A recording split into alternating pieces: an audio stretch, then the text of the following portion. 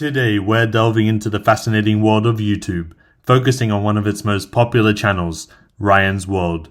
At first glance, it seems like a fun and innocent kids channel, but there's a darker side that rarely gets discussed.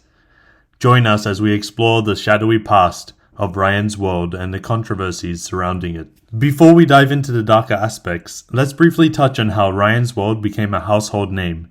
In October 2011, Ryan, then just 3.5 years old, asked his mum why he wasn't on YouTube like the other kids. Inspired by this innocent curiosity, Ryan's parents created the Ryan Toys Review channel, and the rest is history. As many of you might know, Ryan's World became a massive success, making him the highest paid YouTuber in 2020, with an estimated income of $29.5 million. Impressive, right? But this unprecedented financial success raised some eyebrows and brought the channel under scrutiny. People questioned whether Ryan was being exploited for financial gain by his parents. While Ryan stated he wanted to be on YouTube, he was just a toddler when the channel started. So did he fully understand what he was signing up for, or was it his parents' vision for the channel? Let's be fair, Ryan's role in the channel isn't as labor-intensive as some might think. He's the face of the show, the star of the videos, but most of the back-end work is done by his parents and their team. Ryan's actual work hours per week are relatively minimal, and he doesn't have to deal with the complexities of running the channel. The big question remains, how much of the earnings does Ryan actually get? There are no definitive sources, but assuming he gets even a small percentage, it means he'll have a significant amount of money when he reaches adulthood. So, is it fair for him to benefit from his involvement? Or is it still an exploitation concern? Another controversy surrounding Ryan's World is the issue of advertising disclosure. A complaint was filed suggesting that sponsored content wasn't adequately distinguished from regular videos.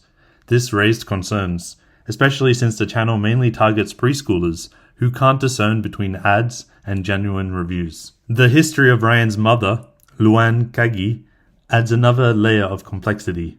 She had a criminal past, including a shoplifting incident and later facing jail time.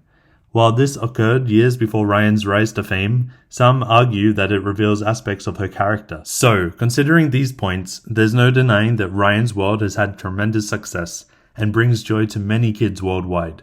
However, it also faces criticism and ethical concerns, especially when it comes to the level of disclosure in sponsored content and Ryan's involvement. Is Ryan's World a fun kids channel, or is there a darker reality behind the scenes? The answers aren't simple, as the channel's success raises questions about the balance between entertainment and responsible content creation for young audiences. Some argue that the very concept of a kids channel on YouTube can be problematic, with concerns about child being exploited for financial gain by their parents.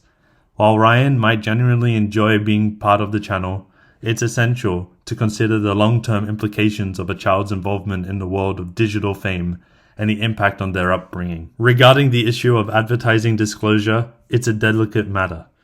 YouTube content creators often rely on sponsored content to sustain their channels, and Ryan's World is no exception. However, there's a responsibility to ensure that young viewers understand the difference between regular content and paid promotions. As for Luan Kagi's criminal history, opinions are divided. Some argue that her past mistakes shouldn't define her role as a parent or her role in the channel's success.